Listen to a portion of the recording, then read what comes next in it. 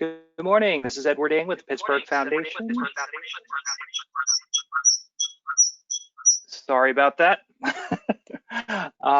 So we're here at our weekly COVID-19 response call. Thank you everyone for joining. I don't know if I need to do too much of the housekeeping, but go ahead and send your questions in the questions box. They'll be answered after the webinar. This webinar is being recorded and will be published for rebroadcast. And I'm going to go ahead and hand it over to Phil Koch. You're muted, Phil. Oh, rookie mistake. Good morning, everyone. Phil Koch with the Community Foundation of Westmoreland County at the Pittsburgh Foundation and the Westmoreland County Nonprofit Network. Good to be here with everyone again on our Thursday morning call to increase communication between those that are putting forth a significant response to help the community and our nonprofit providers. So great to have everyone here today. I want to start by just saying thank you to the Westmoreland Museum of American Art, who provided this fantastic painting for us to take in today by George Hetzel. This is called Country Road and was painted in 1878. This is a landscape that's pretty typical of the work of George Hetzel of A Country Road in southwestern Pennsylvania. You can see the dense trees and the small area of the blue sky, which is one of the conventions of George Hetzel and his work. So thank you very much to the Westmoreland Museum of American Art. I also want to give a quick shout out to the Westmoreland Symphony Orchestra, who thought, let's layer that with some music, and sent us Clair de Lune by Debussy. And unfortunately, we couldn't figure out the technology at the last minute, but we'll try to get that together so that you can listen to some beautiful music while we'll look at the painting before we get started next time. So thank you so much to our cultural folks to keep us connected. Just a couple of things from the Community Foundation standpoint, but before we go there, I just want to quickly thank those that are going to be on the call with us today on our panel. Again, we'll have Alyssa and Dirk, Carol Fox from Excella Health. Bud Mertz is with us once again, as well as Dr. Conway. Texty is actually with us from the food bank this morning, as well as Deb Thackwar from Feeding the Spirit. And then we're actually going to round it out by hearing from our libraries today, from Caesar Macari from the Westmoreland County Federation of Federation Library Services, and Brian Dawson from the Mount Pleasant Library. So that's our lineup for today. From the Community Foundation standpoint, I just have two quick things. One is I want to mention that we're going to start shifting our meetings, so they won't be every week. Now that we've moved into the yellow phase, we're going to start spreading out our meetings. So we'll meet once a month. Same time on Thursday mornings. It'll be the second Thursday of every month in June, July, and August. So we're going to do plan out the next 3 months to do once a month. Again, June, July, and August. So that'll be June 11th, July 9th, and August 13th. You will need to go back and register to be a part of those 3 series. So I know that over the past 2 months, once you've registered once, you are registered in perpetuity for those, for those calls. We're going to sort of start over again and ask people to re-register to make sure that we have a correct and accurate attendee list. So you'll get that call, or you'll get that email from us once this presentation is ended, to invite you to the calls that will happen in June, July, and August. So again, second Thursday of the month, 8 a.m., June, July, and August. So I hope you can join us. The other piece from the Community Foundation is just a reminder that we do have masks available. Bud Mertz and his team have been gracious enough to help us with the distribution of those masks. So if you are in need of masks, you can email Bud's team with the logistics at email that we'll send out again after the call. You can also find that on the county's website. So if you email his team that request, you can request up to 1,000 masks, but we just ask that you're mindful about how many do you really need, right? So thinking about wanting to make sure that we get masks to all the folks that need them. So if you only need 100, please just request 100. The way in which we're thinking about those is that we first and foremost want to protect our nonprofit employees, those that are working in our human services sector. So that's sort of our first tier of response. Second tier are for those that you're serving, so the clients that you're serving. Maybe it's whoever's showing up to the food bank, or whoever's showing up to your food distribution. That's sort of our second tier. And third tier would be general public. I do want to also throw out there a second option for masks. The Fayette County Community Foundation has also created a partnership with the Heinz Endowments to obtain a large number of masks. So they've actually obtained over 200,000 masks that can be distributed in Washington County, Greene, Fayette, and Westmoreland. So if you have a need that's more in the general public sphere, they're specifically also interested in churches as we move into the phase where churches will start to meet back together again. You just need to send a request to the Fayette County Community Foundation, and they can provide those masks to you. So to get that information, you just need to go to the Fayette County Community Foundation's website. It's the first thing you'll see, a request for masks. So I just had a conversation with their executive director, and she wanted to make sure that I let everyone know that that's another option for masks if you need those. So that's all I have from my standpoint. Alyssa Cholodowski with United Way, do you have anything for us today? Just general that 211 calls continue to increase this year over last year. The number one request this month has continued to be housing and shelter. Within that, it's rent assistance, so people calling for help with paying their rent. In utilities as well, electric payments being the number one request there. So I just wanted to thank everyone for continuing to keep their information updated within 211 and the resources that are available. It's a great resource, as we all know, for people calling in for help during this time and really any time. So, 211 is available. At United Way, we've been doing our grocery shopping service to help people, senior citizens and people with disabilities who need to stay home to get their groceries. So we have volunteers who will go into the stores with the person's list and then deliver the groceries to their home. So that service is available. The information is on the website that we have as part of this call that Dirk has put together. So that's all I have from United Way. So thank you very much. Thanks, Alyssa. Appreciate it. Dirk, anything from the county?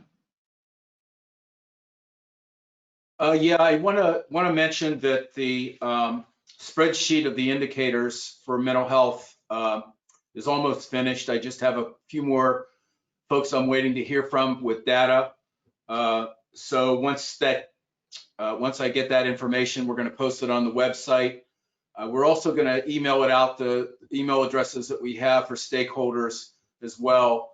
It's been pretty interesting to look at the data. It's kind of all over the place, and it's all over the place for reasons. So sometimes when you look at data, you can't take it at face value. You have to do some interpretation of it.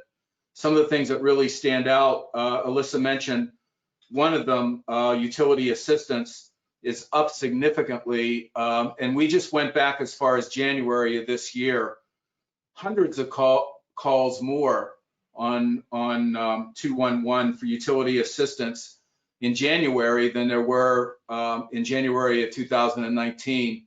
And I'm thinking, my quick reaction is a lot of the numbers with utilities is due to the unemployment rate. It correlates with the unemployment rate in Westmoreland County. Don't have anything to prove that by, but the unemployment rate in Westmoreland County is higher than it is in the rest of Pennsylvania. Both of those numbers, the unemployment rates in Westmoreland County and in Pennsylvania, are on the spreadsheet, and it's gone up as much as almost 10 full points, 1 full percentage point almost in one of the months, higher in Westmoreland County than in Pennsylvania. So, that jumped out at me when I saw the data from Alyssa this week, 211. But human service, the mental health crisis calls are also up. I wouldn't describe them as significantly up, but certainly they have been going up since January as well, even before the crisis hit. And medical assistance enrollment is up significantly by 1,500 people in May. So we don't have all the data in on May yet, but what we've seen so far is about a 1,500 person increase from the next highest month of MA enrollment for 8 months, 4 in 2020 and 4 in 2019 for comparison. So those were the ones that really jumped out at me. The food bank and Feeding the Spirit is is starting to drop as far as their food requests, which is to be expected maybe. I don't know. Maybe our guests that are on the line today can talk about that a little bit. But that's what I'm noticing so far. It should be up on our website. It could happen as soon as today if we get these populations filled. But it will be up soon, and we'll let everybody know whenever that happens. That's it, Phil. Thanks. Hey, thanks so much, Dirk. Appreciate it. Let's move on to Dr. Carol Fox from Excella Health. Dr. Fox, are you with us today?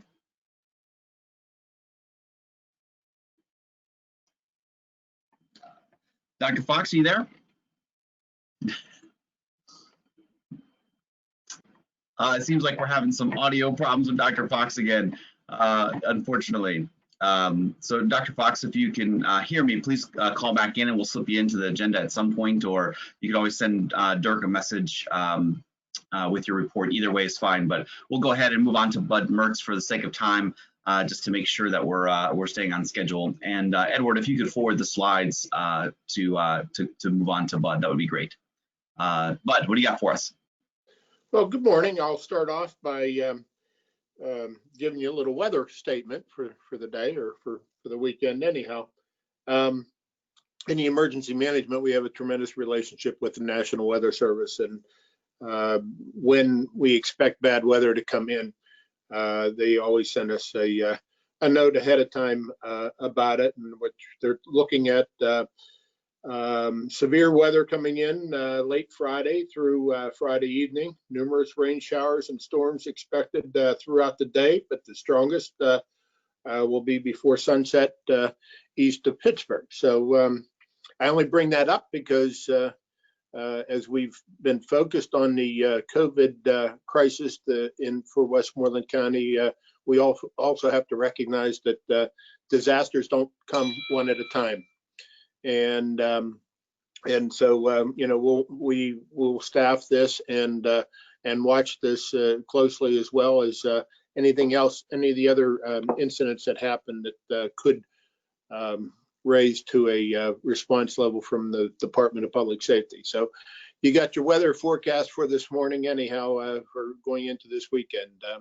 But the Westmoreland County Department of Public Safety continues its incident management structure for the COVID-19. I believe that we were on maybe day 69 and of a virtual EOC activation of our structure. We still are providing the same oversight of a lot of our tasks. Most importantly now, in support of the human services side, we are coming up with a lot of what we call data mining. I don't think that's the right word for it, but as we look into the 911 calls that comes in, we're providing statistics to Dirk, and later on we'll be providing those statistics to the Human Service Committee that's meeting at 9:30 today, that just talks about the numbers of overdose, the numbers of maybe involuntary commitments and those type of stuff to help keep us alert on what I call the next stage of this disaster, being the human service side. And so we will be active partners in that as we move forward throughout the summer, and hope things stabilize. The 911 call side, it's also increased back to a normal thing. Not that we want 911 calls to happen, but it also is an indicator that people are trying to get their lives back together, and unfortunately result into the 911 calls. You know, we average between 950 to 1,000 calls a day at the 911 center. And this morning, I think our last 24-hour total was 910. During the isolation, during the red, I mean, we were way down into the 700s, which is a good thing. So I don't know how you can read into it. We're going back to normal, but I don't want 911 calls to happen anyhow. So how you can read into that, it's fine. On our logistics and resources side, we continue our mission with providing providing PPE to those within the categories that we're in charge of. We've to date in this disaster, we have issued over 59,000 PPEs, and that's to the articles of PPE, I guess would be the best terminology, but that's basically issuing it to the first responders, to the specific county government entities that we're responsible for, as well as the nursing homes and the nonprofits. And so that's a tremendous number to keep count of and to distribute. But my team out at the airport's doing a wonderful job. And again, we're looking at the next stage as well as being preparing for a resurgence. And the one thing that we don't want, I think I've said it before, is to be in this PPE dilemma that we started out with. And so we're going to be actively looking through partnerships and through our own purchases, actively looking at a way to make sure that we have a stockpile of PPE based on a formula that we created that would look at a resurgence in the fall or winter. So we will be actively keeping track of that. So, day to day continues, and that's where we're at right now. But we're also still in deep with the COVID crisis as well as, and it's probably now up until the time we get a cure and a vaccine, it's probably going to be part of our day-to-day operations like the weather is. So that's all I have. Thank you, Meteorologist Mertz. I appreciate that. And I also appreciate your involvement with the human services sector calls that you mentioned earlier. It's important to have public safety at the table for that. So thanks for your continued partnership. If I can just come back one more time just to say something else, because I'm pretty excited about it. Effective June 1st, we'll have a new position added to our Westmoreland County Department of Public Safety team. Back in October, after taking some training, pre-COVID-19, before we even knew how to spell COVID-19, I took some training, and I noticed that we had a tremendous gap in our human service side at public safety. Basically, we built plans around the assumption that people can be middle-aged and healthy and tend for themselves. On June 1st, the commissioners approved moving Michelle Whiting-Zona into the position of the Access and Functional Needs and Recovery Coordinator position. So she'll be on staff, and our focus then is obviously looking at the access and functional needs, looking more at the people that can't help for themselves. And I think it fills a tremendous gap in public safety. Hats off to our commissioners to support our concept and follow through with that. So didn't mean to take up more time, but it's pretty exciting. I think that it's a great thing for Westmoreland County. When you look at disasters, we have to look at the fact that there are people that need special attention, and we want to make sure that those are covered as well. So thank you. Great. Thanks so much, Bud. I appreciate that. I think we've got Carol Fox back with us. Carol, are you with us? I am. Can you hear me now? Loud and clear. Go for it, Dr. Fox. Great. Thanks. Good morning, everyone. Sounded like Bud had some really great news to tell us. Looking at statistics in Westmoreland County, as I'm sure most of you know, we have 442 positive cases since the start of the pandemic. I'm very happy to say, though, that our 14-day positive trend is 6 per 100,000 population in Westmoreland County. So that's a very low number. So that's also great news. We have 0 positive cases at Excella Health hospitals, and we've had no new positives in the past 7 days. Our Fry Farm Road Testing and Evaluation Center remains open, and we anticipate it to remain open at the very least through the end of the calendar year and likely longer. We have serviced over 4,000 individuals there. We've provided over 900 physical exam and evaluations for individuals who are ill, and over 3,000 drive-through testing opportunities. So we really want to encourage folks to refer themselves or individuals that they are serving should they become ill to the clinic. And the number is 1-800-727-9558. Our ORs are busy. We are doing extremely well. And lastly, I would just like to really encourage individuals to encourage their clients, et cetera, please wear your masks.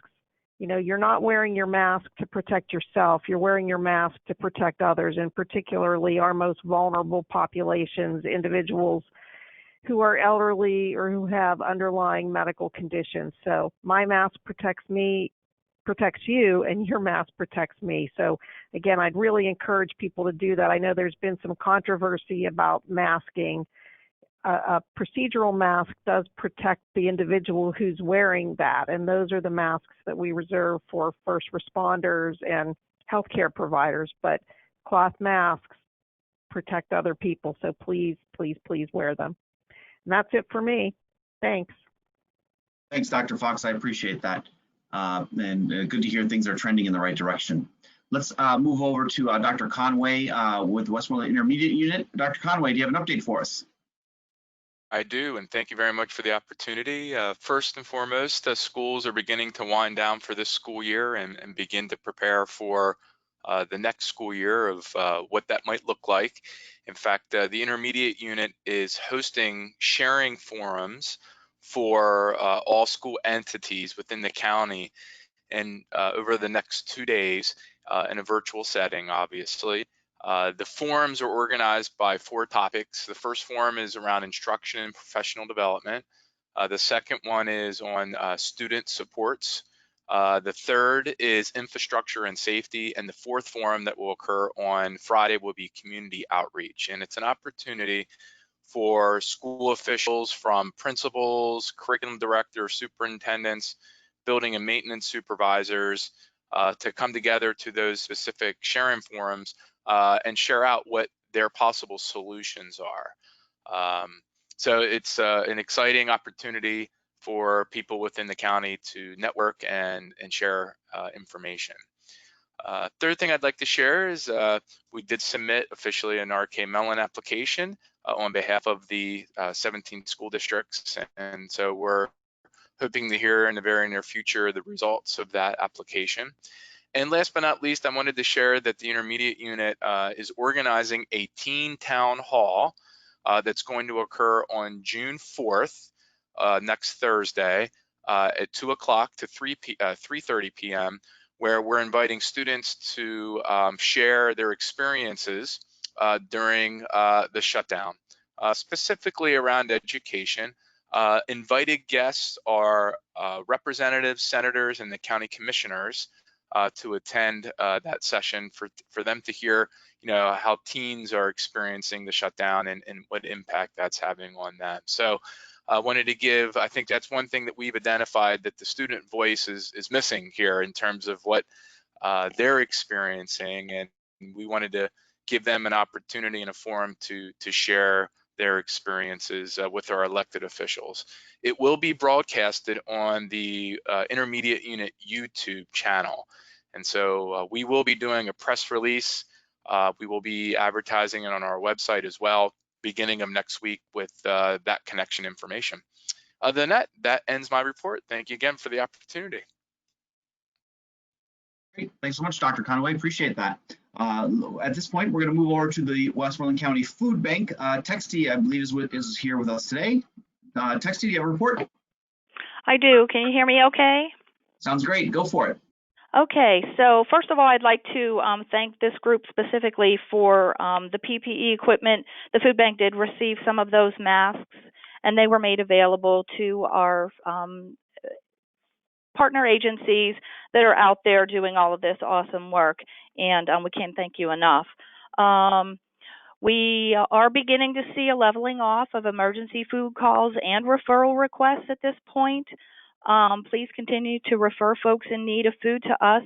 We are able to assess their situation and provide emergency food if that's needed, along with a referral to a food pantry for the monthly distributions. All 44 food pantries that are our partner agencies are in operation, and we're expecting that moving forward in the reopening phase of things throughout the county, that the 6 food pantries that our food bank is currently overseeing will reopen in June as well. All pantry information is available on our website. And just to mention that along with referrals, when we speak with people, we also have information on the various other programs that have been put in place during the pandemic to provide food assistance.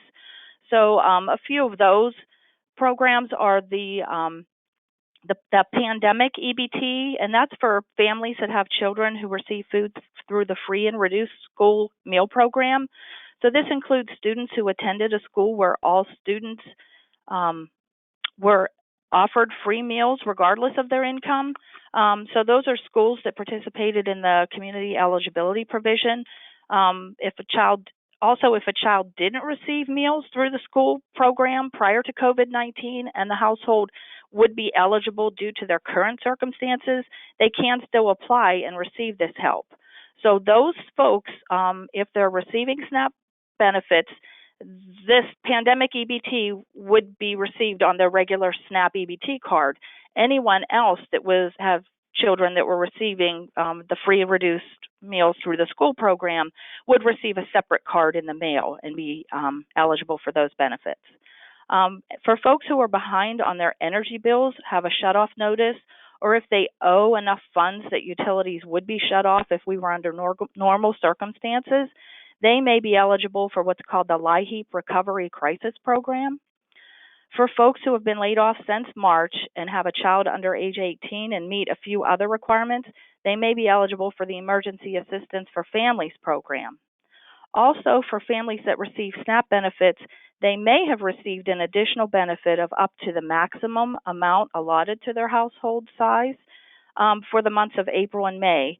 And we've had calls from several families, quite a few families, and have explained this to them.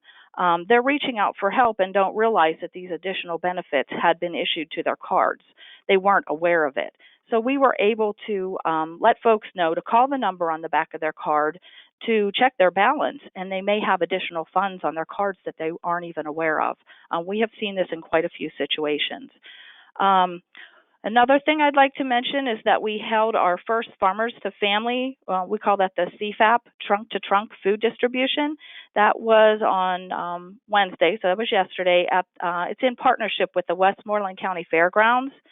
So this is a USDA program to partner with farmers, ranchers, specialty crop producers, food processors, and distributors, and nonprofit organizations to ensure that all Americans have access to this fresh and wholesome food.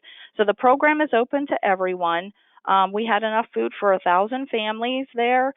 Each household received a box of dairy goods from Turner Dairy and produce, which was provided by the Mid-Atlantic Regional Cooperative.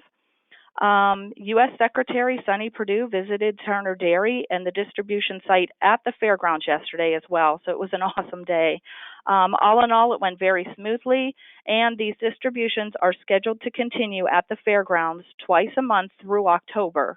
Again, it's a free distribution that it's open to all. The schedule is on our website, or anyone's welcome to call here for information on any of this that I just went through. It is can be very confusing at times what folks may be eligible for and may not even be aware of.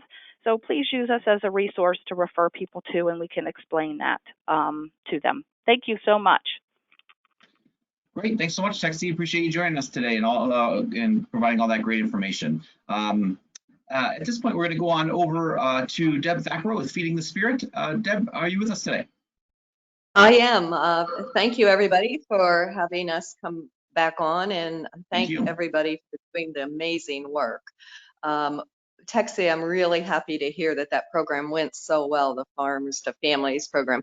We put out a flyer with all of the meals we distributed last Saturday. We included a flyer telling all of our participants about that, and I know that they were real happy that they could get a chance to go and participate in that. Last week, we distributed 539 meals again.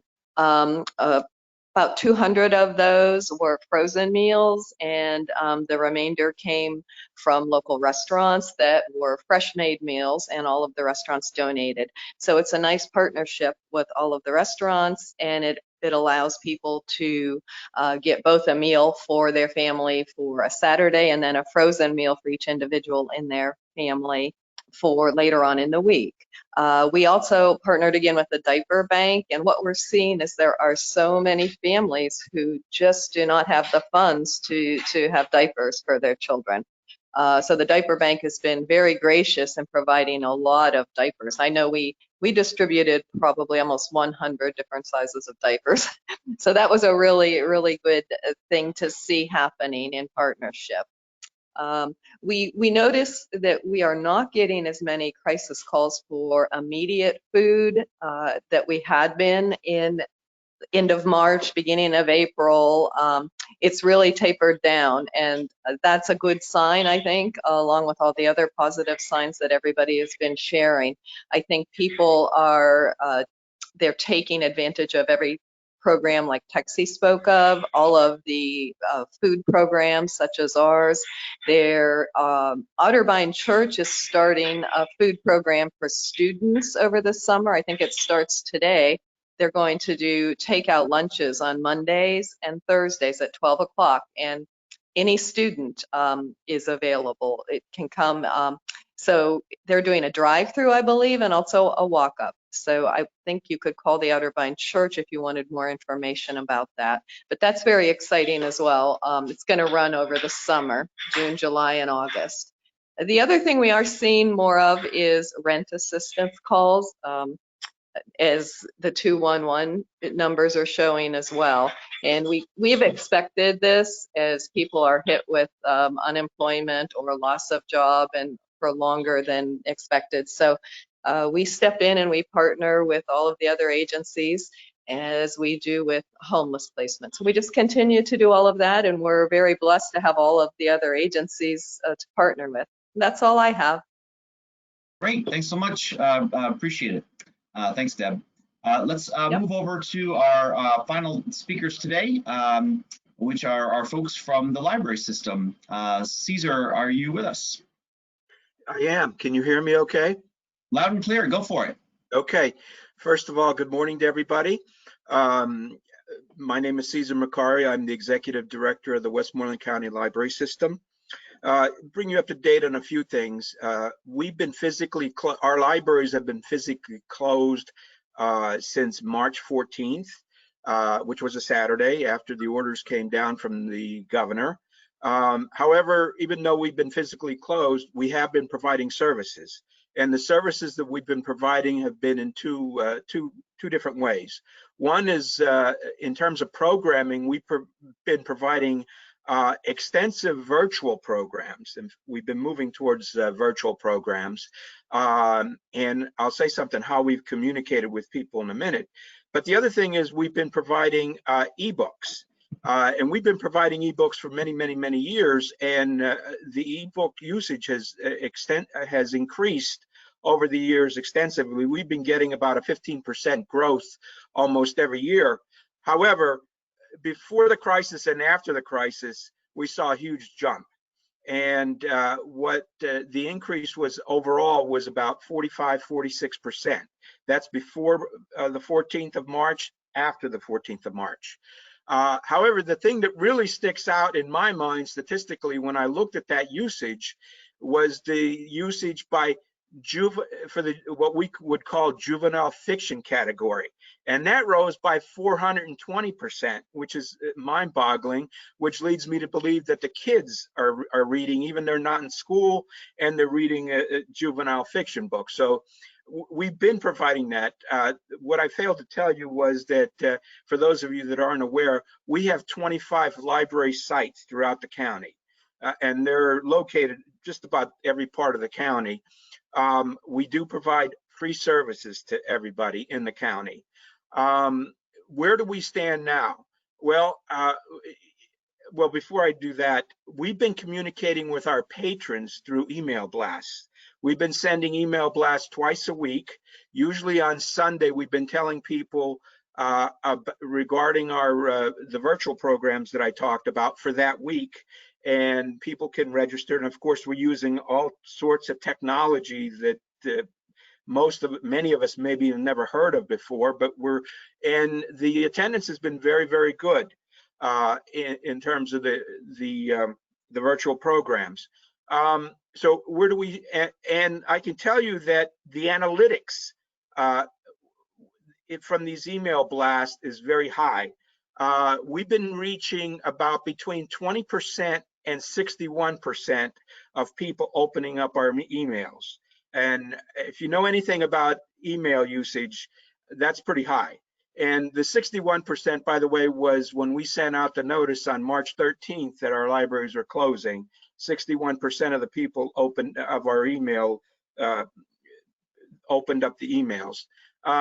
Where do we stand now, though?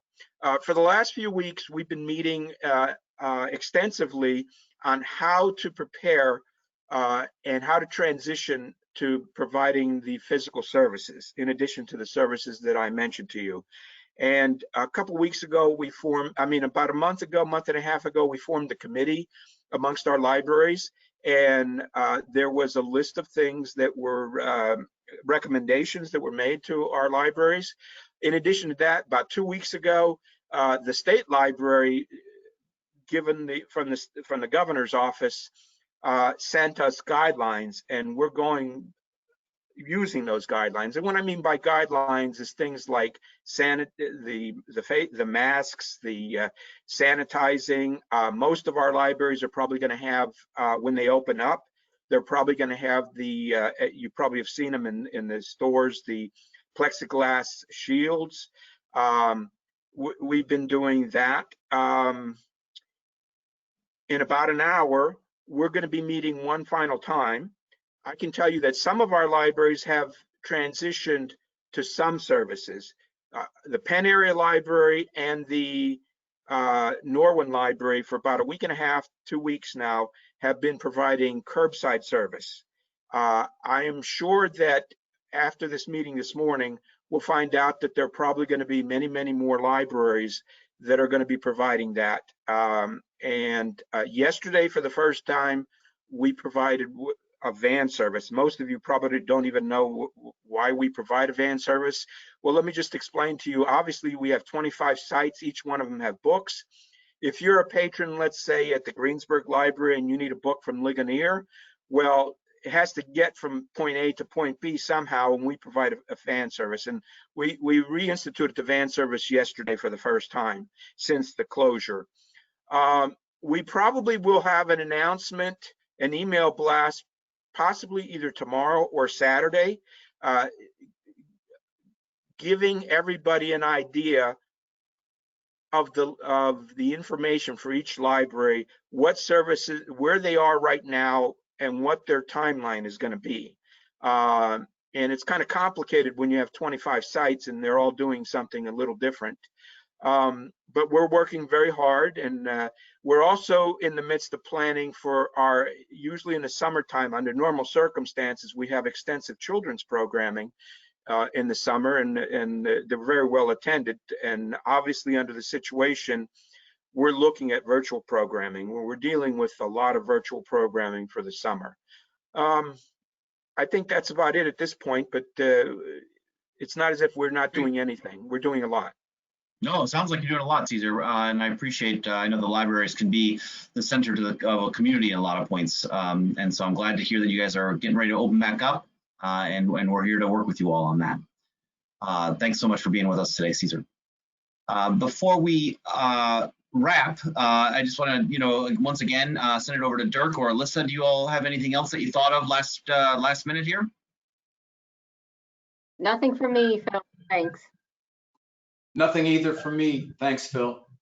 Great. Well, then I just want to point out on your screen, as you'll see in the presentation, you can see the list of the upcoming calls. Once again, we're going to be moving to a monthly call on a second Thursday of the month at 8 a.m., June 11th, July 9th, and August 13th.